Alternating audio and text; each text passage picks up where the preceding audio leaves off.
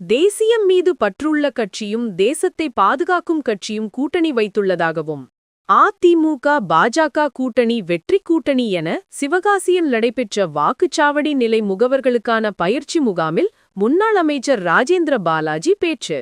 விருதுநகர் மாவட்டம் சிவகாசி அனைத்து ஒன்றியங்களில் உள்ள வாக்குச்சாவடி நிலை முகவர்களுக்கான பயிற்சி முகாம் தனியார் மண்டபத்தில் நடைபெற்றது.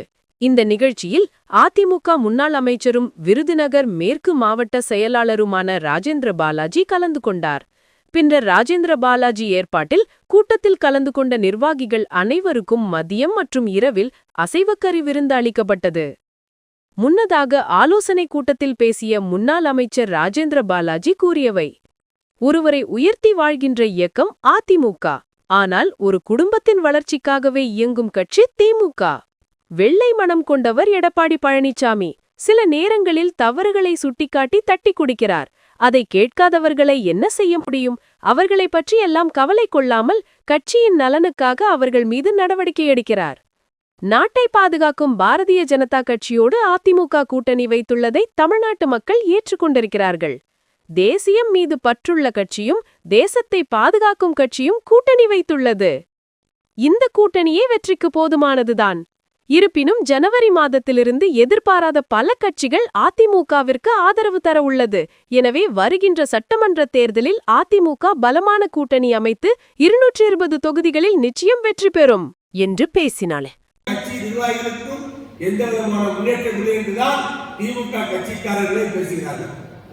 இந்த ஆட்சி வேண்டாம் என்று நம்மை விட திமுக சேர்ந்தவர்கள் அதிகமாக பேசுகின்ற காட்சியை நாம் பார்த்து கொண்டிருக்கிறோம். ஆக திமுக வருகின்ற திமுக ஆட்சி, மக்கள் வருகின்ற திமுக ஆட்சி, பொதுமக்கள் வருகின்ற திமுக ஆட்சி வீட்டுக்கு அனுப்புவோம். எல்லோராலும் ஏற்றுக்கொள்ளப்பட்ட எடப்பாடியாரை நாட்டின் முதலமைச்சர் ஆக்கின்ற பணியை நாம் செய்வோம். அவர் முதலமைச்சராக மே 5ஆம் தேதி சேஞ்ச் சார்ஜ் கொண்டிலே எடப்பாடி என்னும் நான் என்று பதவியேற்கிற நேரத்தில் அவருக்கு பக்கத்தில் நான் ஒரு நல்ல பதவியிலே நான் இருக்கிறேன். நான் பதவியிலே வருகிற நேரத்தில் நீங்கள் அத்தனை பேரையும் உங்கள் வீட்டு பிள்ளையாக, உங்களின் காவல்காரனாக, உங்கள் சகோதரராக, உங்களின் ஒருவனாக, உங்கள் குடும்பத்தின் மூத்த சகோதரராக இருந்து உங்களுக்காக பணி செய்வேன். உங்கள் உறவுக்காக நான் பாடுவேன்.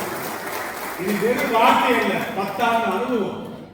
10 ஆண்டு அமைச்சராக இருந்த பொழுது பலருக்கு செய்திருக்கலாம், சிலருக்கு செய்ய முடியாமல் போயிருக்கலாம், பல பேருக்கு நல்லதை செய்திருக்கலாம், சில பேருக்கு தேவையில்லாமல் என் பெயரை வைத்து கெடுதல் வந்திருக்கலாம்.